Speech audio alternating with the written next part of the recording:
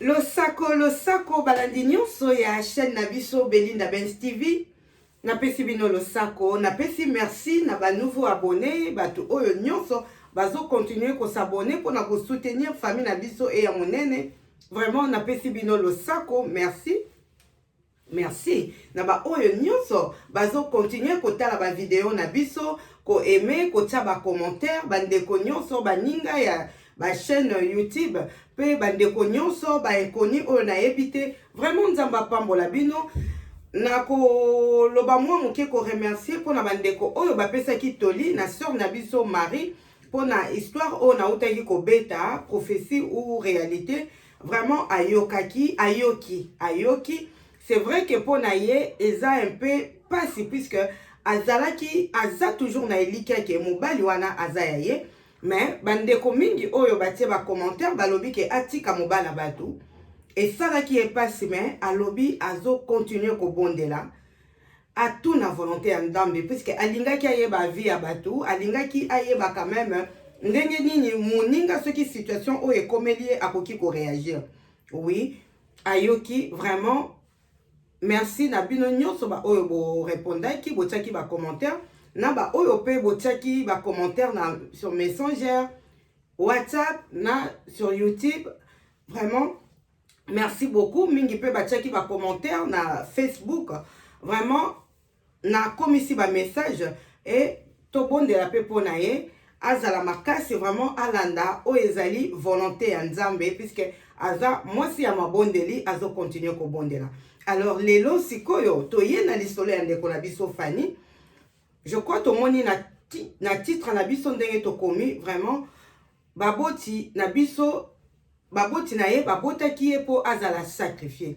Fanny abotamaki po azala sacrifié. Alors tokoyeba ndenge nini Fanny ayebi ke abotamaki po azala sacrifié. Qu'est-ce qui s'est passé dans sa famille? Avivaki ndenge nini e bandaki ndenge nini? Tozo banda mbala moko histoire na biso po to critiquer te bandeko nanga, tozwa kaka mayele, to comprendre vraiment na mabota to uti que makambo ekoki ko koma mingi oyo ezoleka na ba réseaux sociaux bazo bimisa ba vérité eza po ba tchola mate mais po ba pesa toli et puis ba pesa toli mayele na biso bandeko mosusu oyo ke to kustani na situation anate lobi na biso to yebite et permettre biso tozwa mayele na oyo ezokomela baninga po lobi ekomela biso te ou bien ceux qui nzamba permettre ke ekoma to yeba ndenge nini tokoki ko s'en sortir na situation wana ceux qui lelo critiquer moninga et que likambo ya sali ou bien solution azwaki eza malamu te et kozala malamu ke lobi ceux qui ekomeli yo ceux qui ekomeli bandeko mosusu ko pesa bango conseil ya malamu ou bien yo moko osala oyo eza malamu oyo te yaki moninga. Voilà bandeko nanga sœur na biso Fanny alobi azalaki na papa, ezalaki na papa moko na mama moko couple moko mobali azalaki ministre na mboka na biso ya Congo. Babotaki bana na bango 8. Tango papa azalaki na poste, abandaki poste wana bazalaki na bana 5. Kaka ndenge azalaki na poste, mama mwasi ya papa abakisaki lisusu bana misatu. Alors, ndenge tobotaka bana na biso bandeko, tozobota bana. Mutu na mutu aza na projet na ye pona bana na ye, ba mususu balobi nga nazobota bana na nga po soki lobi na koli bana ba kosalisa nga, mususu pe aza na besoin ya lisungi ya bana te, azobota bana po ndenge esengo ezalaka no, na koli na bota na mona pe bakoko via mutu ndenge ezali. Ebele babotaka pona ba projet pona ba intérêt pe ya ma bete mais ayebi ke non naza na mwana nanga bana nanga lobi nanga ekozala malamu na ko compter sur bana ba raison eza ebele to botaka kaka bongo te vraiment to botaka puisque toza na ba raison et puis ba projet ya malamu pona bana na biso. Nzamba lobaki atindi biso na mokili multipliez-vous vraiment raison pe yango oyo ezalaka non na ye na mokili na bota.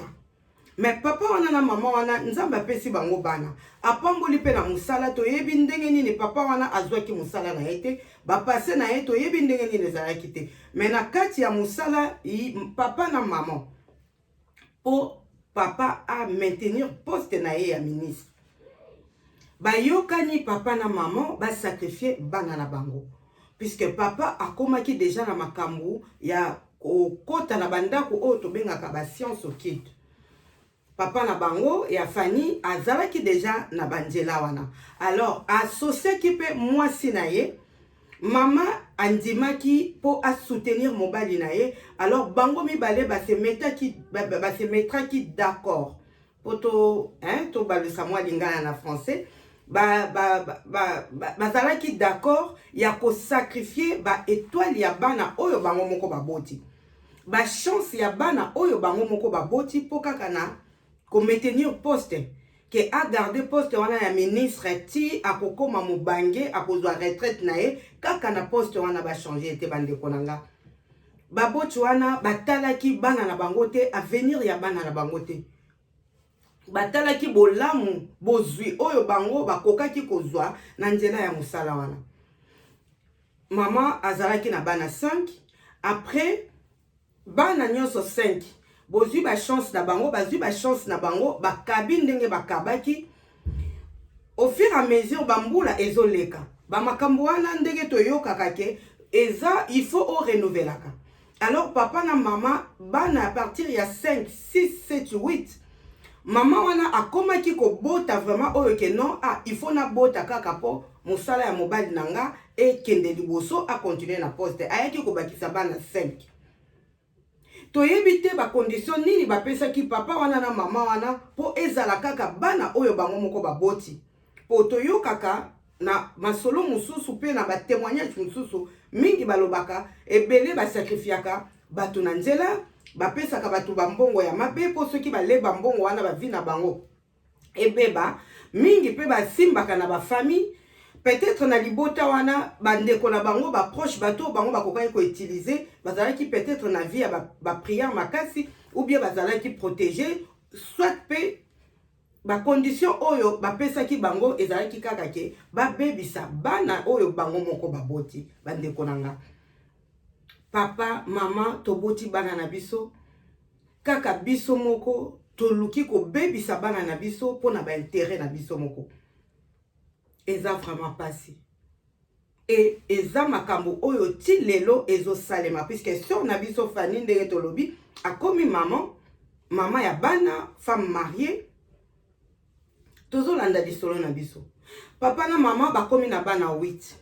Alors bazo continuer kaka na ko vivre na ndenge wana. Papa pe aza na poste na ye ministre ya monene ya mboka na biso. Vraiment tokoki kotanga kombote kaka ndenge toyebi pona ko batela mabota ko éviter ba problème.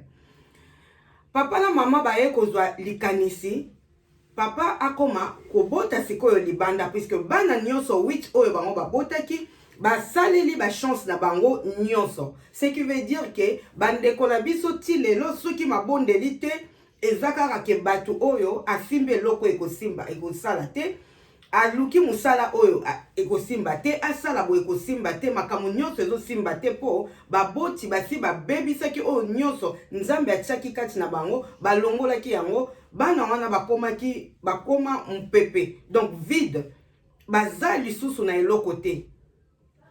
Ndenge tolobi soki baza bato akobondela Nzambe aza capable ya ko réparer oyo bato mokili babebisi. Papa na mama bazwi likanisi ke papa sikoyo akoma kokende libanda po abota bana mususu lokola babebisaki deja oya bango nyonso babotaki. Mama asi alembaki akomaki zalaki lisusu na âge oyo ya kobota te, yango wana papa fala kende libanda. Alors ndenge nini sort na biso Fanny abotamaki? Mama ministre, mama mwasi ya ministre abandaki kotambola na bakor na bango, na ba système na bango, makambo na bango.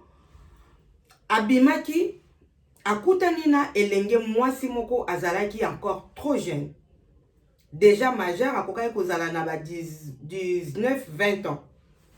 Yango tozo bimaka tozo tambolaka ou bien na tongo totikaka banjela na biso na maboko ya Nzambe po tokutana na bato ya mabete. Mingi babimaka bazalaka na ba plan na bango, bazokende koluka ba victime oyo bakosala bango mabe, bakoma ba sacrifice na bango. Mama wana mwasi ya papa ministre ye alamukaki na tongo, abimaki azalaki deja na projet na ye akende koluka ba cible mususu oyo kosala ke musala na bango et continue toujours. Maman, moi si ya ministre bandaki kotambola, aye kokutana na jeune femme.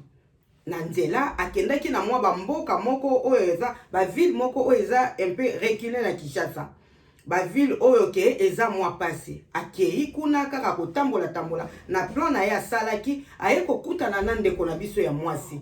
Aye bisi alobi ah maman na sepeli na yo mingi oza lokola mwana nanga. Naza na besoin na bongisa vie na yo. Na sepeli na yo makasi.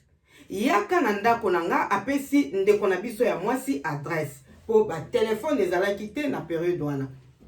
Apesi ya adresse, alobi yaka na adresse oyo, vraiment okomona vie na yo eko changer. Amekaki ko poser ba question na famille na ye tout ça. Ndeko mwasi amoni mama ye na ba jupe ba voiture ya bien ezalaki ya ba période wana ye nango vraiment ekamusaki même na quartier côté bazalaki. Bref, ndeko na biso ya mwasi aye azwi adresse akei pe koluka adresse o bapesaki ye. Akomi kuna lokola makambo nyonso ezalaki préparé bayebaki akomi apesi kombo na ye bayambi ye bakotisi ye na ndako. Alors mama wana abandi ko expliquer mwana ndeko na biso ya mwasi. Ayebisi ye ke non ndenge eza awa nga nalingi na bongisa vie na yo na si naza na mobali na nga aza ministre toza na bana na biso mais mobali na nga aza na besoin kaka akende kobota libanda. Alors nga naza na besoin na souffrir te. Na préféré ki ngai moko na lukela mobali na ngai mwasi mosusu oyo aza nano jeune e sala ke olie mobali akendaka na libanda e pa basi oyo baye nayebi te nazala na mwasi mosusu pembeni comme ça lokola ngai age pusani nazobota lisusu te mwasi wana abanda kobota bana mais tozala place moko ngai na ndimi. Ndeko ya mwasi wazalaki nanu trop jeune alobi ah mais oyo makambo nini nazoyoka. Ayebisi alobi kobanga te vi na yo ekobonga okozala malamu ministre alukaki ko convaincre ndeko na biso ya mwasi. Basengaki adresse na ye place avandaka. Akendaki kuna mwa makambo mususu elekaki kozala vraiment mokuse po lisolo ekende molai te. Bazwaki chauffeur bake kozongisa ndeko na biso ya mwasi vraiment na adresse na ye place avandaka. Ndeko na biso ya mwasi ayebisaki mwana na yeke lobi nango kaka amonaki papa wana ye moko ya ministre akitaki komona baboti ya ndeko na biso ya mwasi po asenga bango loboko ya mwana na bango oyo azalaki nano na ba 19-20 ans. Toyebi baboti na biso soki makoki ezali te batalaki age ya papa wana oyo ya mokolo te. Batalaki makambo mosusu te bango batalaki ke vi na bango ezala malamu na nzela ya mwana bango ya mwasi. Mwana ndeko ya mwasi wazalaki jeune amonaki ke pona ye eza impossible azala deuxième femme et puis mwasi ya liboso ye moko muta proposer ye ezalaki un peu pasi pona ye. Mais lokola baboti bandimaki baboti ya ndeko na biso ya mwasi bandimaki azalaki na choite andimaki libala wana. Alors papa oya ministre na mwasi na ye nde bakendaki kobala ndeko na biso ya mwasi oyo azalaki jeune femme à cette époque là. Bake kobala ye vraiment bapesi mbongo ya libala mbanda ake kobala mbanda. Baye na ye pe na ndaku nde place sikoyo ayaki kobota sor na biso Fanny. Fanny akomaki lokola mwana ya 9e ya papa wana. Mais kobotama ya Fanny ou bien mission wana basalaki ezalaki te ke po bazalaki na besoin ya bana ke wich wana baza muke il faut babakisa moko ou bien 3, 4, 5 non ezalaki po ba sacrifier lisusu Fanny lokola ba sacrifiaki ba yaya na ye. Mais nzambe ndenga salaka makamu na ye to yebite spirituellement ndenge nini lekaki puisque nzambe abatelaka ba oya ye banda na libumu. Batu mususu bakoki kozala na ba mission mabongise ya mabe ata kutu mwana zana na libumu ou bien mwana avant botama asalema pardon mais nzambe ayebi ndenga salaka makamu na ye. Fanny abotami akoli na libota wana mama na ye aumelaki na libala te po amonaki ke eza impossible avanda na mobali oyo azalaki lokola papa na ye. Vraiment makambo elekaki malamu te. Peut-être pe bamonaki ke esprit ya sœur na biso e banaki ko correspondre te na makambo oyo bango balingai basala. koyoka na vraiment ezalaki lisusu te. Alors mama ya Fanny abotaki kaka Fanny ye moko na libala wana esalaki ke libala ekabwana. Fanny azalaki nano na 1 an. Mama ya Fanny akendaki atiki Fanny na ndako ya papa ya mama ya ministre. Ba continuaki kovanda bongo, ba continuer Fanny azokola makambo mosusu elekaki alobi azalaki mwana ayebaki te ti aye kokoma na ba 16 ans 17 ans. Fanny akolaki papa wana azalaki kaka na poste na ye wana. Alors esalaki que sœur na biso Fanny ndenge kaka bandaki de temps en temps kokende kotala mama na ye place azalaki na ville o ezalaki reculé. Mwana sa akolaki mais ayebaki quand même que aza na maman quelque part. Akomi na ba AGC pusanaki papa wana bandaki ko permettre et akende quand même kotala maman na ye. Ayebi pe ke azalaki na ba mama mibale. Kokende kozonga toyebi kaka ba jeune fille. Alors Fanny ayaki kokutana na voisin kuna place mama na ya zalaka. Et ko salake ba jeune fille na ba âge ya ba 17 ans ayaki kozwa mokumba. Alors papa na ye, papa ya Fanny asepelaki te ayebisi ke non lokola ozwi mokumba oyo vraiment na kozala na yo lisusu awa te, il faut okende toyebi ndenge nini elekaka. Fanny ayaki kozonga epa ya mama na ye. Mais abandaki kokende kozonga bandeko nanga epa ya mama.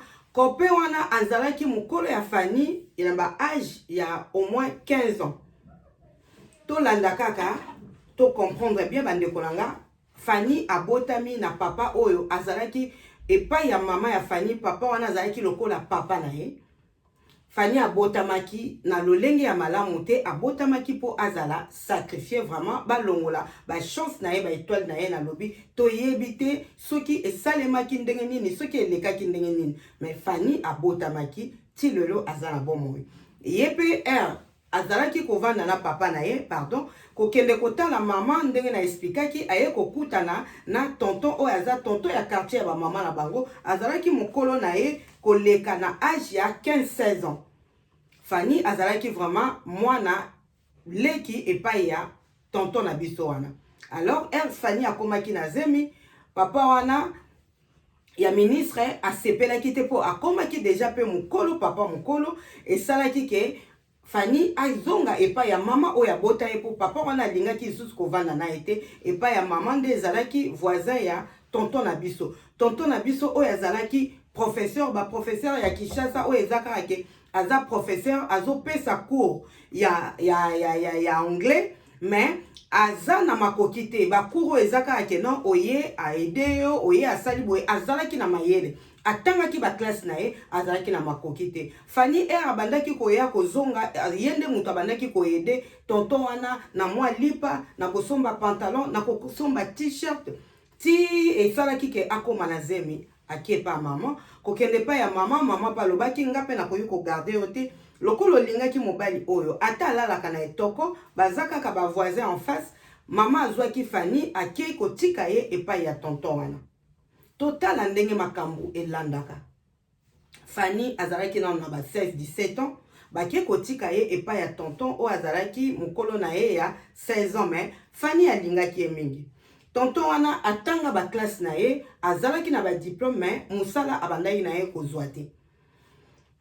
Fanny akomi azalaki na zemi ndenge toyebi, zemi komi kopusa na kopusa loko azalaki na no jeune. Kobota ya liboso, alors akendaki ko s'inscrit kutana na église moko oyo ba prophète na ba prophétesse bazalaki, mais babandaki ko sala ba séance moko ke soki mwasi aza na zemi bako banda ko sala neti ko sala ba prière na ba massage ya libumu. Pona Fanny ayebisi nga lobi ndeko nanga ngai nazalaki vraiment convaincu ndenge na bandaki koyoka ke ba église wana ba prophète bazalaki basambelaka na monaki kobota ya liboso na zemi. Sœur na biso Fanny alobi abandaki komona kaka kolota kaka bandoto ya mabe bazobotola ye mwana na libumu, bazobotola ye mwana na libumu. Alors ye amona ke akende kosambela na église wana place ba masaka batu libumu et puis bazosalo ba prière. R ya kei Fanny azalaki convaincu alobi ki amonaki ba prière ezalaki efficace puisque R babandi ko prier pour na ye abanda isusu ko lota bandoto wana te. Alors ayebisi copain na ye ah yo lukaka musala ozozwa te talanga zeme pusani na ngina bota kende na église on na kendaka basala nga ba massage basalela ko pe ba prière peut-être okozwa musala taka ndenge sœur na biso Fanny alobaki copain na ye akomi ko kende na église wana bakomi ko landela ye na ba prière na maman moko ya prophétesse bakomi ko landele ba prière elekaki vraiment mikolo ebele te. Sœur Fanny alobi Mama Belinda na yebaki o elekaki te nga na yebika ke no mobali azokende ba prière basambela pona ye elekaki vraiment ba temps ebele te mais mobali akomaki très proche na prophétesse tout le temps na kepa maman prophétesse asalanga ba prière azosalanga ba séance yepe Fanny côté na ye azokende ba prière pona bébé na libomo ba massage.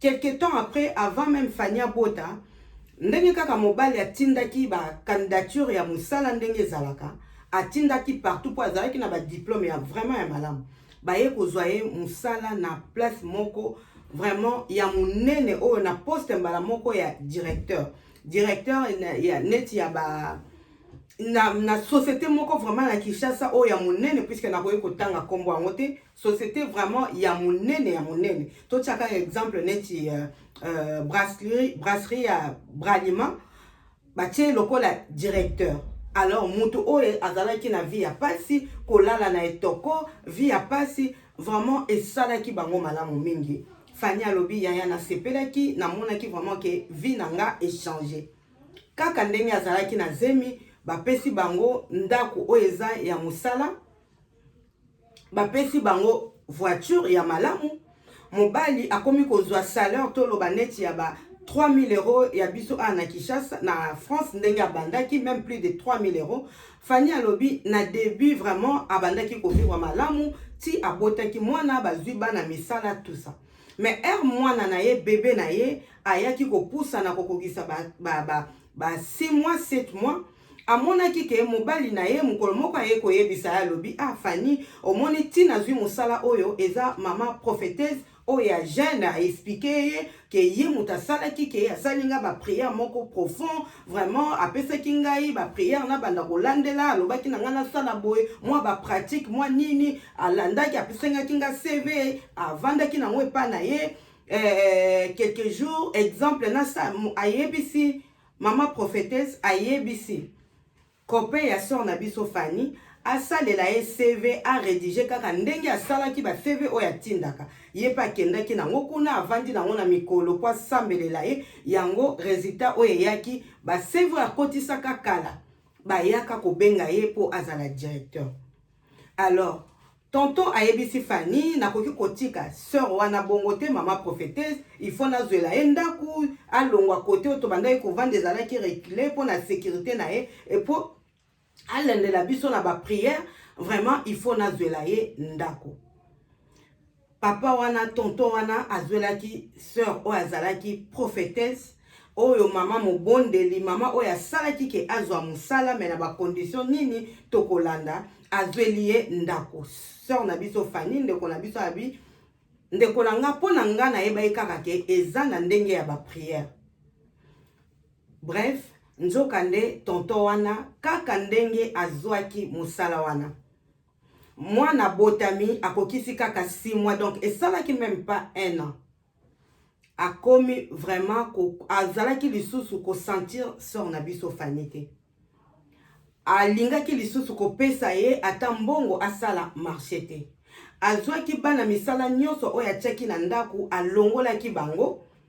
Sœur Fanny alobi Mama Belinda ndeko nanga pona kota ta lisusu na voiture ya mobali na banda kotia makolo te mobali azopesa Sœur Fanny mbongo ya valeur ya 30 euros pona mwa mobimba alamba ce qui paye Sœur Fanny a se débrouiller alamba mwa muke mobala koya afungoli nzungu akomi kofinga ye ndeko na biso Fanny azalaki nanu vraiment jeune tolobi bien abotaki akomaki na ba 16 17 ans de ayaki kozwa zemi à peu près un abota donc ba 18 ans na mwana kokisa azalaki vraiment nanu jeune alobi maman na bandaki ko comprendre te mobali alingi lisusu ko sentir ngate na ndako. Alingi lisusu ko mona ngate. Ko finga mabe, ko beta mabe. Amoni moyete akomi ko yebisa batuke Fanny aza ndoki. Fanny aza ndoki ye moye avanda na mwasi ya ndoki zate. Na période wana kaka ndenge tolobi mwana kolaki po tozo kende mwa mbangu mwana zalaki na 6 mois ti mwana ye kokokisa ba 2 ans sœur na biso Fanny akomaki lisusu na zeme ya mibale. Mais na mobali koyoka na ezalaki te ti akoma na zeme ya mibale bandeko nanga batu na quartier babandaki kokanisa nde sœur Fanny mwana musala ya papa wana oyo akomaki directeur na société moko ya munene. Oyo akomaki vraiment na comportement moko oyo akomaki konyoko la sœur na biso Fanny. Na suka sœur Fanny akomaki na zemi papa wana alobi ye akoki kovanda na mwasi ya ndoki te. Sœur Fanny aza ndoki. Soki avandi na ye place moko misala na ye ekobonga te ako avancer te. Alors azwaki bébé kaka ndenge elekaki epa ya sœur Fanny yango bandeko tolandaka masolo pe ba histoire ya batu to comprendre que makambo susu tokanisaka eza ya lokuta mais eza makambo esalemaka. Azwaki papa oyo wana akomaki directeur copain ya sœur Fanny a récupéré kaka mwana oyo azalaki na à peu près ba 2 ans azwi sœur Fanny abengani ye na zeme oyo azalaki nango. Ba famille ba yaki, ba famille ba lobby, ba camarade ba lobby, batu batalisi ye mwana mwasi ya muke. Bo bandaki na ye na pasi. Lelo komi na poste oyo papa wana lobby jamais akoki kovanda na mwasi ya ndoki. Nde sœur na biso Fanny akendaki aye kokende aboti mwana na ye papa wana lokola azalaki na makoki azwaki mwana mususu ya mibale a récupérer ye abali mwasi mususu. Nde mwasi wana mususu akomaki kobokola bana wana. Alors, lisolo na biso pourquoi tozo beta pona makambo ya sacrifice que ba parents ba sacrifiaki sœur na biso Fanny depuis azalaki avant botama même bazwaki déjà likanisi ya ko sacrifier. Toyebite kindoki oyo mobali copain ya Fanny alobaki aza ndoki. Est-ce que eza par rapport ya papa na ye na ndenge ba botaki ye ba sacrifier ye azalaki na makambo misala mabe azalaki na makambo mabe ou bien kaka mobali makambo mabe. Sœur na biso Fanny aza na ye na ngolo ya Nzambe. Mais mobali oyo azalaki copain na ye oyo mobali na ye ya bandaki kokende ba prière wana sœur Fanny azkanisaki keza ya malamu. Yango bandeko toye baka place nini ya kotia makolo na biso. Oko kende prière obandi yo moko olobi ke non na okende nga moko te na mema mobali nanga mingi toyoka mwasi amemi mobali na église mais mobali atikali na église aboyi mwasi po bayebisi eke mwasi wana za vie na yote ake azwi mwasi ba proposer mwasi mususu na église. Sœur na biso Fanny ye moko akendaki bikota kota na ye na ndenge ya mabete ye akei koluka ke bandoto mabe ya zemi basambela pona ye ba mase amonaki ke bandoto ya mabe ezalaki lisusu te mais batu oyo ye place abandaki kosambela bazalaki na mabondeli ya malamu te. Fanny atindaki mobali na yake de ba prier pona ye basalaki ba sacrifice moko po esalake mobali ya sœur Fanny oyo azalaki copain na ye azwa musala ndenge azwaki poste wana ezalaki na ndenge ya normal te bandeko nanga. Mingi tozo mona lelo na misala mingi lelo tozo mona baza babo tozo ko envier to yebi ndenge nini bazo sala te po bazala ndenge bazali. Yango ndeko nanga oyo zo yokanga muke oyo za nango sepela pe komisa Nzambe. Ozwi okomisi Nzambe, ozwi pete okomisi Nzambe. Po mingi tozo mona lelo na ba réseaux sociaux, na ba vie normale, na misala partout, na quartier, na ville. Oko envier mutu azala ba voiture bien, azotambola bien, za boye ndeko nanga. Oyebi nini asala te po akoma lolenge wana et puis sort na yango to yebi biso nyoso ndenge nini ezalaka. Nzokande papa oyo aza copain ya azalaki copain ya sœur na biso musala oyo azwaki ezalaki na ndenge ya mabe kaka ndenge papa ya Fanny azwa musala poste ya ministre pour a préserver yango azalaki na ba condition que il faut abebisa bana lokola papa oyo akomaki copain oyo mobali ya sœur Fanny po abalaki ete bon papa ya bana na ye tindenge bakomaki na niveau wana akotaki bikota kota po azwa musala amoni ki akomi déjà na poste ya monene salaire mataki e doublé. Alors alobaki ke non musala oyo façon na zweli yango na koyi kotika yango boete abakisaki lisusu ba niveau yepe akotaki lisusu na mabe lokola papa ya Fanny kota ki na mabe il a fallu alekisa mwasi na ye oyo ezalaki Fanny ou bien a utiliser étoile na ye mais Fanny banda babotaki ye papa amekaki sœur Fanny alobi maman nandimite ke papa nanga a utiliser étoile nanga po ndenge na monaka ya bandeko nanga na vie oyo nga nazo vivre naza déjà na poto eza pareil te naza ya nzambe papa amekaki esimbaki te selon ndeko na biso mobali lisusu oyo azalaki papa ya bana na ye sœur Fanny azoleka kaka na banzela moko oyo ezosalaka vie na ye baluka babebisa yango mobali wana alukaki abebisa vie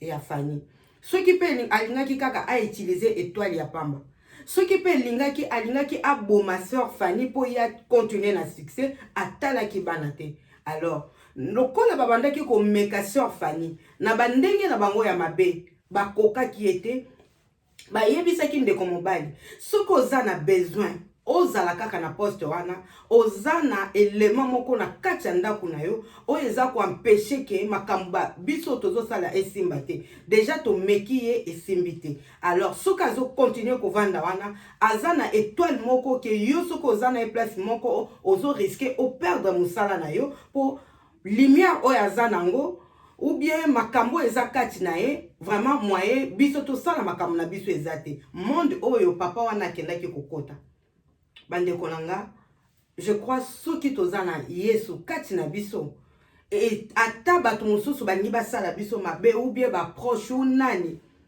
soki oza ya nzambe nzambe azobatela yo bakokoka te sœur na biso alobi mama namonaki mabe na lela famille eloba nzoka nde nzambe alingaki te na vanda na place wana epa ya papa oyo abota ngai abota Fanny apparemment tindenge abandaki kokola ebandaki kozala toujours na ba problème nzamba abandaki ko épargner mais Fanny aza mutu oyo abandaki ko sambela vraiment na ndenge azo sambela lelo te mama na yepe azalaki mutu ya mabondeli vraiment makasi te mais azalaki na grâce ya nzambe mobali abenganaki ye sœur Fanny alela mais alobi lelo nde mama Belinda na comprenaki ke nzambe a épargnaki nga na danger mobali amekaki na bandenge nyonso asala nga mabe akokaki te azalaki obligé abengana sœur Fanny akende a récupérer mobali wana a récupéraki kaka bana lelo ndeko nanga okomona mususu osala likambo moko omeki esimbi te peut-être eza volonté ya nzambe à permettre que mabe wana ya po yo ozala épargner vie na yo avenir na yo ezala malamu makambo mosusu vraiment tosengaka volonté ya nzambe sœur Fanny azalaki na grâce asengaki volonté ya nzambe te mais nzambe asalaki ngolu ke alongwa na place wana po mabe ezalaki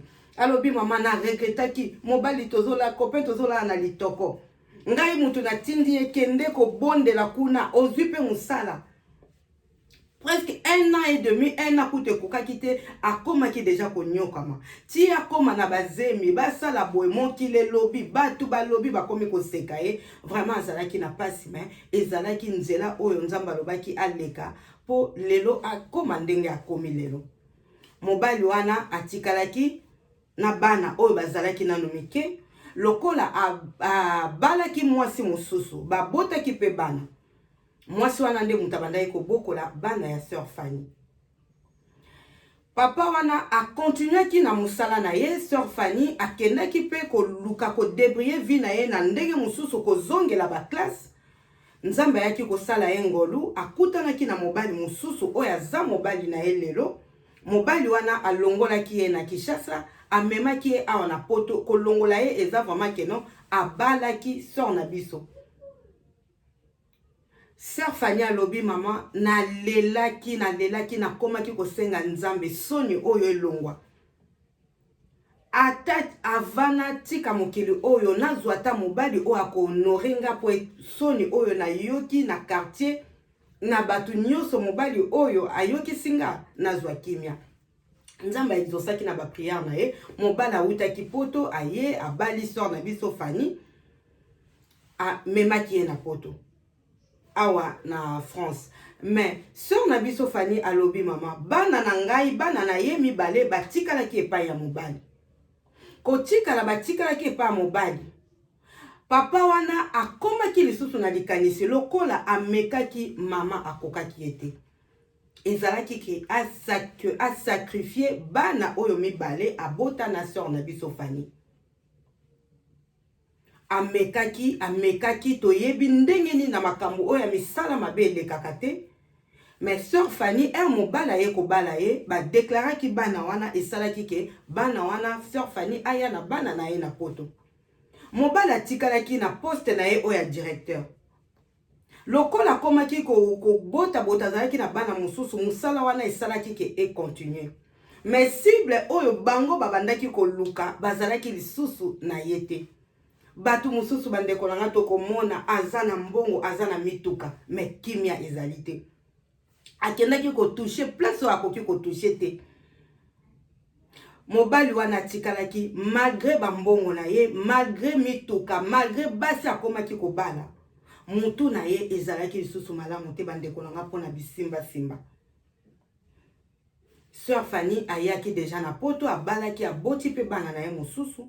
Mobali wana place atikalaki na basi wana koboya na lingi mususu aboyani ye moko ayaki ko démissionner na mosala. A démissionnaki na mosala o eza même pas que non apesi papier alobi na longwe non. Ndeko na biso ya mobali akimi poste na ya mosala po ba réclamation ekomaki mingi. Bato bakomaki ko réclamer malgré abandaki ko pesa oyo apesa oyo. Mais oyo babandaki ko réclamer eza bana oyo babotaki na Fanny. Pona ye papa wana amonaki ke akoki ko pesa bana wana te po bana wana bakokaki lokola kaka mama na bango Fanny. Bana wana bazalaki bakoki ko simba. Donc ye moko papa mais azalaki na capacité ya kozwa pouvoir pona soki alekisa bana na ye puisque Fanny alobi bana wana ezalika koyoka mwana koti hôpital. Okoyoka kende kuna mwana no alinga kufa. Kende kuna boy. Donc bamekaki bana wana makasi po mama na bango azalaki te bakokaki te. Akaka Fanny azwi bana na ye na mobali ba ye awa na poto. Papa wana azalaki lisusu na pouvoir te. Malgré abandaki ko maintenir poste na ye ya directeur, amataki lisusu mais azalaki lisusu na makasi te. Makambo ya mabe oyo abandaki ko sala ba sacrifice oyo abandaki ko pesa nyonso ekomisaki ye mutu loko c'est comme si mutu azalaki troublé. Mutu azalaki na poste oyo akobandaki kozwa moins ba 6 000 € na ya salaire eza musala moko oyo yebani makasi. Ndenge na lobi moyen na tanga kombo eza te po eza ba histoire vraie oyo eza ya ba famille ya batu. Il faut vraiment tout ça l'attention. Abandaki kozwa salaire ebele atikala kosomba lopango te, atikala kozala na voiture ya ye moko te, abandaki kaka kolouer ba villa, kolouer ba voiture ya musala poto comprendre bandeko nanga koluka mbongo na ndenge ya mabe. Papa oyo kutu ya ministre ye asangisaki mabe na mwasi na ye yango esalaki ke peut-être ti akufaki mais tokoyoka pe sor ya mama na biso. Ndeko na biso mobali atikalaki mutu ezalaki lisusu malamu te. Iye moko ayaki kokima musala mais nzamba asalaki quand même ngolu kokima yango poste ezalaki po aya awa na poto. Akomi awa na poto mutu esalaki toyebi te soki nini elekaki alukaki sœur na biso Fanny lokola zana bana na ye ayebisi eke azana besoin ya komona quand même bana. Sœur Fanny alobi yaya ndeko nanga nayebi ke bana baza ya ye nayebi ke alingaki bana na ye natalaki mabe asalinga te na be papa na bango akomi na poto na memaka même bana amemaki bana bavandi quelque part sœur Fanny pa azalaki na bana na ye oyo asabotaki awa na poto mobali wana nde ayaki sikoyo koavouer kobimisa baverité ke oyo na expliqué bino ti azwaki mosala wana puisque baproposaki ye na nzela ya mabe epai ya sœur oyo azali prophétesse esika place Fanny amemaki mobali akei koluka kosambela me place akomaki bamemi ye na banzela ya mabe esalaki ke même prophétesse wana mama prophétesse wana ye nde akomaki mpe mwasi ya papa wana oyo azalaki kope ya Fanny ndako azwelaki ezalaki ndako ya baprière te akomaki vraiment mwasi na ye. Alors bacondition bapesaki ezalaki ndenge na expliquaki tout à l'heure pour sacrifier Fanny alobi maman nga naza ya nzambe bakokanga te aye ko comprendre yango nde awa na poto po akoti vraiment na mabondeli alobi mobali akokaki te aluki ameka na bana akokaki te ti atikalaki apesa oyo azongisa oyo vie ezalaki lisusu malamu te conscience eye kozonga mutu ekomaki troublé kilo elekaki ya bakisi makambo mabe bacondition elekaki ndeko na biso ya mobali azwaki conscience alobi non soki na continue boye na kokoma liboma po ba oyo bango bazoluka bazwa moyen na pesa bango ezate vi nanga malgré mbongo malgré ba voiture ba villa nazoluwe mais azalaki na kimia te nde ayaki na poto asengaki sœur na biso Fanny pardon.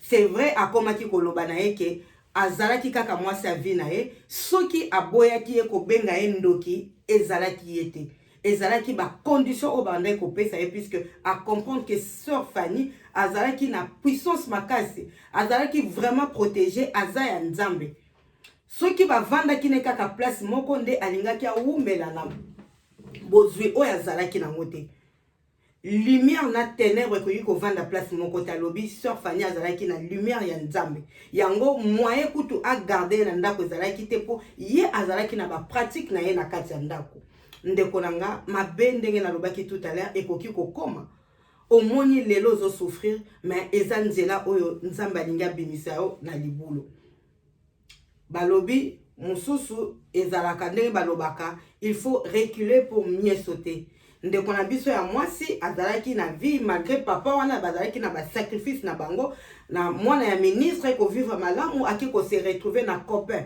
oya lalaka na etoko esali ke copain longo na etoko akomi na vie ya directeur ya malamu mais ndeko na biso azongaki lisusu na souffrance nzambe yaki ko bimisa na souffrance ana pesa ki libala oya zana ngolelo ndeko mobali asengaki Fanny ba excuse yenda lobi sikoyo vérité ndenge alingaki a sacrifier peut-être bana na bango po azala malamu asundoli musala balongola ki musala te ye moko mutu akimaki mabe po amonaki ke soki a continuer na musala wana to yebite soki apesa ki nini soki apesa banani soki asala ki nini mais musala azwaki na bonzambe te mais na banzela ya mabe ba prophète na ba prophétesse yango tozo répéter tozo loba lisolo ya Marie ezalaki kaka boye azolanda prophète ndeko na biso pe oyo yango afungola kinga lisusu miso alobi maman ya nzambe bazali oyo bazosala makambo na kobanga nzambe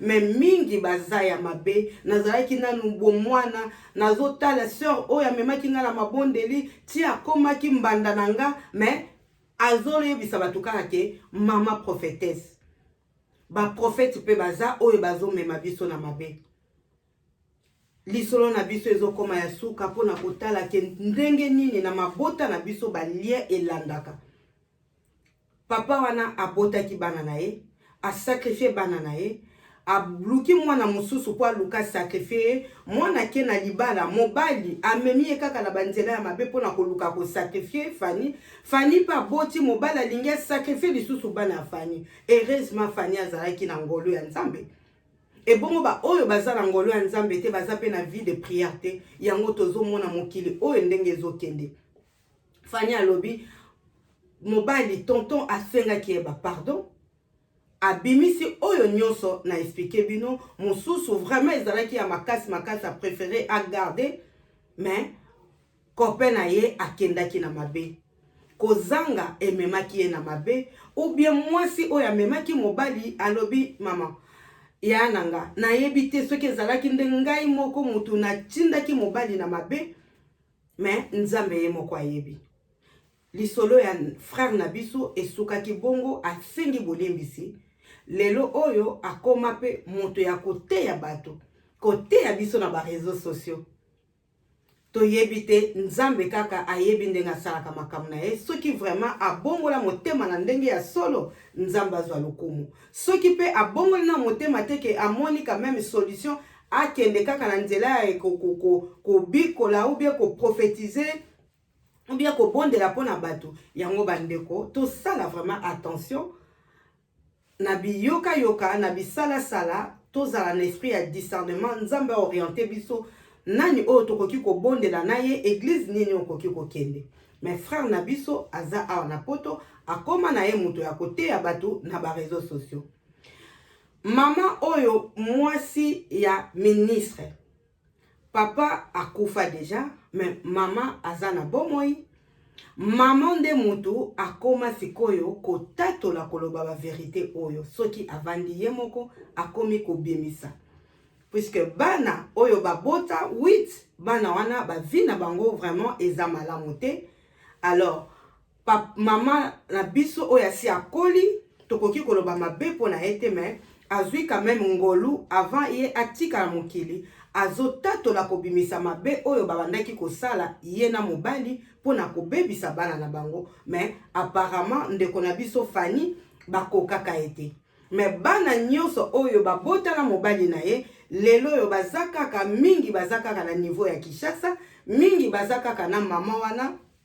oyo bazo comprendre bakomi na nzela ya mabondeli oyo pe bazo comprendre te mayele lokolo ese longwaki makambo nyonso ebebaki baza kaka na mama na bango oyo asakoli mokolo mais aza na ngolo ya nzambe puisque azotatola malgré mutu vraiment ekomi ke mwa bamaladi banini mais abimisi quand même ba vérité oyo basalaki na mobali na ye mpona kobebisa bana bandeko na nga j'espère que to comprendre but ya lisolo na biso ezake to yeba kobondela même si baboti na biso to yebite ndenge nini batambolaki bakoko na biso baancetre na biso to yebite ndenge nini batambolaki soki ba sacrifice ezali ba condamnation il faut koluka kobebisa yango po ezolanda de génération en génération. Vraiment, tout ça, la attention, tout zoamaye, tout sosola. Likambu soki ezo se répéter na libota, papa na biso azalaki mutabakwiti. Ngai moko nakomi mutabakwiti. Bana nanga bakomi mutabakwiti. Alors il faut que sosola. Toyebi quand même na mabota na biso. Mingi bazwa ngolu lokola biso oke ba parents batika biso na maboko ya Nzambe. Na mabe na bango na malamu na bango me balakisa biso nzela ya Nzambe. Oyo ke to mona ka ke toza na ngolu ya Nzambe. Nzela oyo balakisa biso ya malamu yango tozolanda ngo ti lelo. Mais eza na ka ya ba famille nyonso te. Ndeko nanga to fungola miso to comprendre. Sœur na biso Fanny alobi auti musika. Donc oye koma na vie na ye eza kaka Nzambe. Yango tolobaka bato mususu ozomona bazosala mabe bazotambola boye mais soki aza na ye na ngolo ya Nzambe, Nzambe akobatela ye partout. Mais toyebite il faut tozala toujours bato mabondeli tolongwa na distraction. Mingi bazana bango na mokili oyo baza bato oyo bazozwa na ndenge ya mabe. Bazo sacrifier bana na bango ba famille, ba cousin, ba cousine, ba neveu. Kokanga mabota, kokanga mabala, ko bebisa bisala bato. Mingi pe na nzela ya misala tozo kendo kosala. Bato okomona kaka ke collègue osala kana ye azanzoto makasi nyonso yo lembaka kaka yo nzoto esala ko kaka bapasi ba courbature bozo sala na ba collègue yo zala kaka maladi même na misala na biso eza na bato o ke bazozwa ba mabibi na bango ba makam na bango mabe ba bwakeli yo collègue po ye azala kaka na makasi eza na ndenge ya malamu te. Ba papa ba maman to sangana po to sala bolamu mpona bana na biso, avenir ya bana na biso ezala malamu. Tozala ba parents oyo te to sacrifier bana na biso. Lelo sœur Fanny alobi ye azana ngolu, mais nzamba sala grâce quand même, puisque grâce na ye yenda koma ko sunga libota. C'est vrai, retraite ya papa ezali, ba mapango ezali, moi ba bien ezali, mais yende moko oyo azana poto awa azo sala ke asunga ba yaya na ye o baza mikolo, donc baza lokola ba maman na ye ya basi, ba maman na ye ya mibali, ba papa na ye, maman na bango ana koma lokola koko na ye, na âge pe vraiment aza lokola koko na ye. Bande konanga to sosola, to sosola vraiment ndenge nini tokoki kozala, ozana mwasi ozana mobali, mais akoki pe kosala o mabe, akoki pe komema yo na mabe. Ndenge kaka tomoni basali na bana basakrifie, ndenge pe baluki sakrifie moninga oyo bazalaki na tango apasi, mais azwi bomengo a préféré à sacrifier moninga, mais nzambe ya boyi baboyaki mpona Fanny, mpona yo na ngai. Vraiment soki prière te ekozala kaka pasi. Totika koanvie po koanvie nde ememaka bato na mabe. Kosepela na bozwi ya moninga ezala ngo mabe te. Koloba ke non, lobi moninga aza boyenga pe na koluka na sala makasi po lobi nazwa eza mabe te. Mais oyo tozoloba bato bazokende na mabe na bakisi. Au lieu sacrifier le kolona yo moko na loboko na yo moko, non, eza ke bana oyo boti, ou bien mwasi obali, ou bien mobali obali, ou bien ba famille ko sacrifier kaka pona bolamu na yo. Eza malamu te. Soki toza na mabondeli makambo ekokomela biso te, ata eye mais nzamba koluka abongisela biso po lobi na biso ezala malamu. Mais soki toza na mabondeli te bandeko nanga eza kaka pamba. Lelo Fanny akoma na ye mama ya mabondeli, na ye akutana na mobali oyo apriaka, baza na kimia na libala na bango. Mais papa wana oyo atika poste na ye ya ki directeur, lelo yo azanga kata 1 euro ya kopesa bana po basala ta rentrée scolaire. Aza na situation oyo ya pasi, mais azo vivre na poto. Akimaki musala po amonaki ke charge ya masumu ya bato eleki aye na poto. Soki nzambe asaleli ngolu eki abongoli motema na ndenge ya solo, nzambe aza capable ya ko réparer, ya ko restaurer vie ya moto. Soki abongwani malamu, Dieu merci. Mais soki eza kaka ba escroc oyo tozomona, to bengi bango ba escroc, ba prophète na ba prophétesse, ba to bazoloba ke bazosambela batu po batu bazwa lobiko, mais baza na intérêt na bango personnel wana nde mabe. Voilà bandeko nanga, lisolo ya sœur na biso Fanny ete ya biso. Ete ya biso lobi soki bolamu nzamba pamboli koleka, to bebisa bana na biso te, bakoko na biso te, mais par contre to sepela na esengo wana, to tika bango na mabondeli. Lelo soko za na musala ya nzambe, lelo za na ngo soki lobi nzamba permettre ke musala wana katana, okumisi kaka nzambe. Mais ezate ke ozwi déjà musala, obandi musala moko, obandi affaire moko, activité moko, comme on a déjà que non, oyo pona garda ngo, fona luka kisi, faut ba soutenir nga, faut ba tianga poa, fona sacrifier mutu boye, fona kanga misala mutu boye, pona baby sa ba chance a mutu boye. Yango wana ezo mema bato la mabe.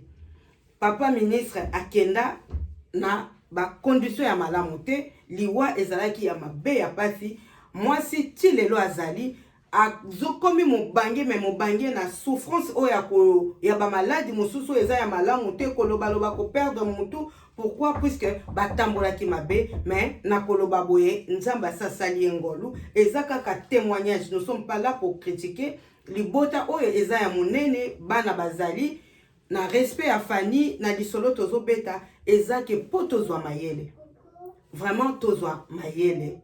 Nzambe asala biso ngolu to comprendre, to longwa na mabe, to longwa na ko envier, to sala bana na biso mabete. Par contre to pambola bana na biso, et puis to bebisa kokata ba lien ya ba famille, ba sacrifice, ba condamnation mabe oyo to moni keza ya ko continuer nga na zaboye ya nanga pareil, leki nanga pareil, oyo ba makamoko tozo sentir que non, ndeni biso nyoso tozala kaka boy, ndeni vraiment to fungola miso, on ne sait jamais. Ce qui to lobi to bondela te to koloba so nini.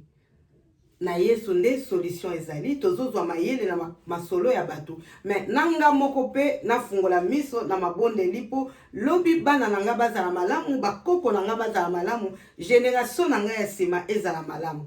Alors merci bandeko na nga ndenge bolandi nga ntina suka, j'espère que to comprendre sa mabondeli eza pasi. Fanny aza na ngolu aza malamu biso pe tozala malamu soki mabeza toluki elongi ya yesu mabe soki ekomi il faut ko accepter toyebi te oyo nzambe azobongisela biso lobi. Tokutani mbala nsima mpona émission mosusu. Vraiment je vous dis merci et à bientôt. Bye bye.